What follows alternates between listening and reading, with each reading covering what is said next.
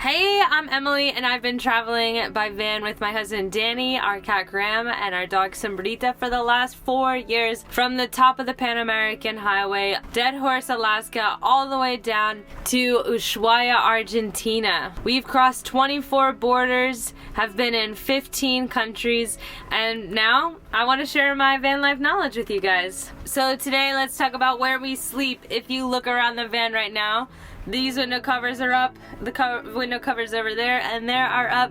You have no idea where we are, and that's usually what it's like.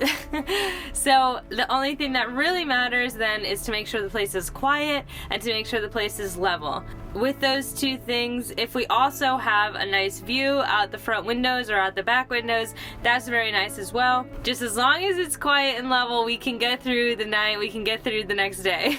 And to find quiet and level spots, we usually head over to iOverlander. We found some amazing spots on this app. We look at it every single day. It's an amazing app, and I'm really thankful for the developers that made it. It still works all the way down here too. In the cities, it's pretty easy to find a spot to stay. We'll check iOverlander, of course, and we might just find a spot that's a little bit more secluded. We'll go and check it out during the day if we can. Honestly, a lot of spots just don't look very nice at night. You might like just shine your high beams on a bunch of garbage and be a little freaked out, but during the day you might see the flowers over there and how nice some sky looks and stuff like that. So it'll make it a little bit less scary if you find a spot during the day if you're just starting out. So the spots in cities, some cities it's illegal, so we have to stay at a campground.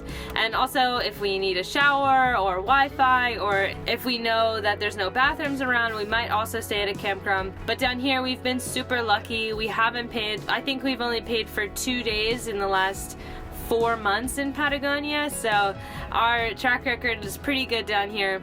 We don't really stay at campgrounds very much, which really cuts down on the prices of van life since gas in Chile is very expensive. We do a bunch of touristy things that also drives up the prices. So sleeping for free, you could do it forever.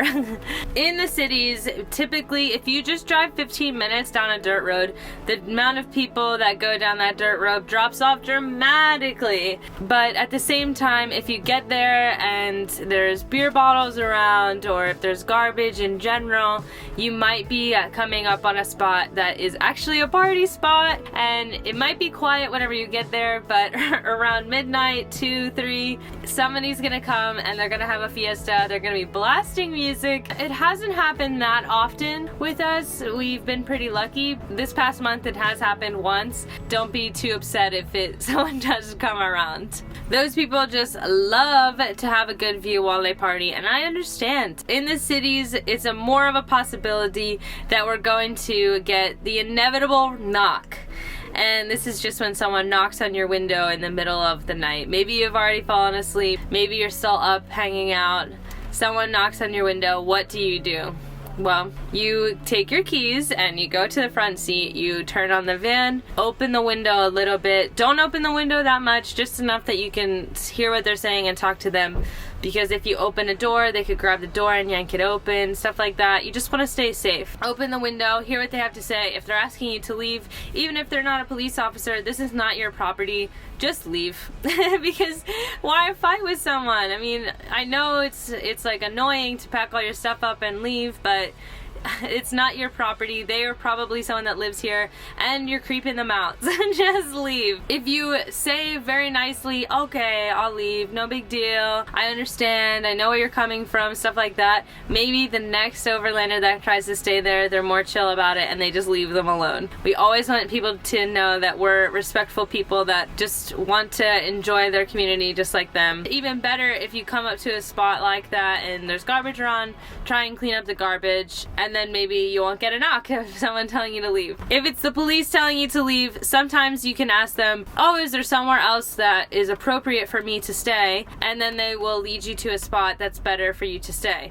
If you know what iOverlander spots are around, you kind of research it a lot to see, okay, this is first option, no good, this is second option, no good. Then in the middle of the night, if someone asks you to leave, you can just go to the next option that you know. It's no big deal. For our favorite spots down in a dirt road to the middle of nowhere. How do we find these spots? Of course, we find them with iOverlander still, but we also use Google Satellite View. We drive down a dirt road for an hour. We find a nice little campsite. Maybe there's a fire ring, so we want to stay for as many days as we can. These kind of spots are best if they have a little trail that heads to another area that's abandoned so that we can take the pets on a walk without worries about other people, or if there is even a possibility of getting into the water or collecting water so that we can wash dishes. We have found so many amazing campsites like this in North and South America, and so many of them have been free. So why would we even go to cities? It's mostly for the internet. If we know that we have a call or a text we have to get, we're going to need service on one of these days, we are going to head into a city.